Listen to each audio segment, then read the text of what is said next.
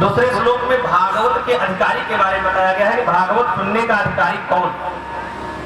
धर्मः प्रोन्थितकैतवोत्र परमो निर्मत्सराणां सतां वेद्यं वास्तवमस्त्रवस्तु शिवदं तापत्रयोन्मूलनं श्रीमद्भागवते महामुनिकृते किं वा परेरीश्वरः सद्यो हृद्यवरुध्यते त्रिकृतिभिः शुश्रूषभिस्तत्क्षणात्। भागवत सुनने का अधिकारी कौन है? कहते हैं निर्मत्सराणां सतां, जिसके हृदय से मच्छर निकल जाए हो। अब आप कहेंगे मच्छर दो प्रकार के होते हैं। एक मच्छर बाहर जो हम लोग देख रहे हैं, जिसको मार्टिन लगाते हैं, ऑल आउट लगा दिया है, मच्छर भग जाते हैं, तो ये बाहरी मच्छर है। ये मच्छर ऑल आउट से भगा देंगे, मार्टिन से भगा देंगे, लेकिन अंदर के जो मच्छर हैं उनको कैसे निकालेंगे? मच्छर क्या है? अंदर के जो है इनका नाम है मत्सर। क्या नाम है?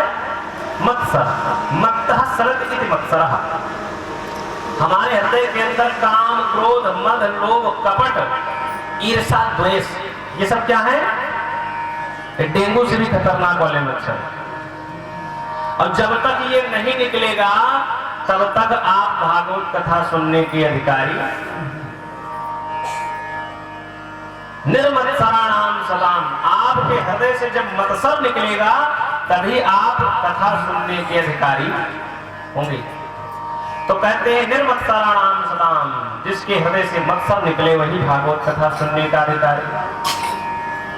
और ध्यान देना, इस श्लोक में 3 बार अत्र शब्द का प्रयोग किया गया है।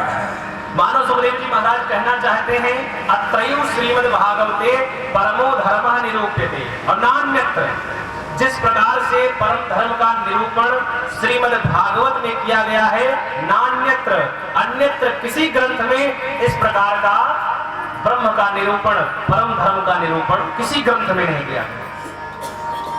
अत्रैव श्रीमद् भागवते परमो धर्मः निरूप्यते, परम धर्म, निष्कपट परम धर्म का निरूपण करते हैं।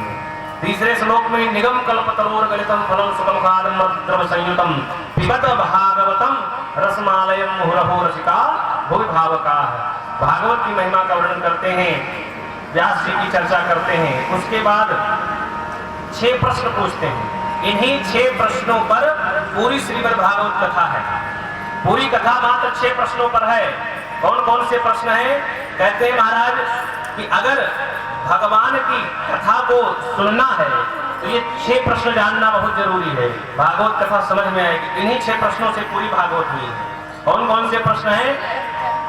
पहला प्रश्न है प्राणी मात्र का कल्याण कैसे, जीव का कल्याण कैसे। दूसरा कहते महाराज शास्त्र बहुत है, लेकिन समस्त शास्त्रों का सार क्या है? कम समय में लोग इन 4 वेद 6 शास्त्रों को पढ़ नहीं सकते, जैसे हमने कहा, तो इन सभी शास्त्रों का कोई निचोड़ हो उसे सुना दीजिए। तीसरा प्रश्न करते हैं समर्थ महाराज कि यदि भगवान समर्थवान है तो अवतार क्यों लेते?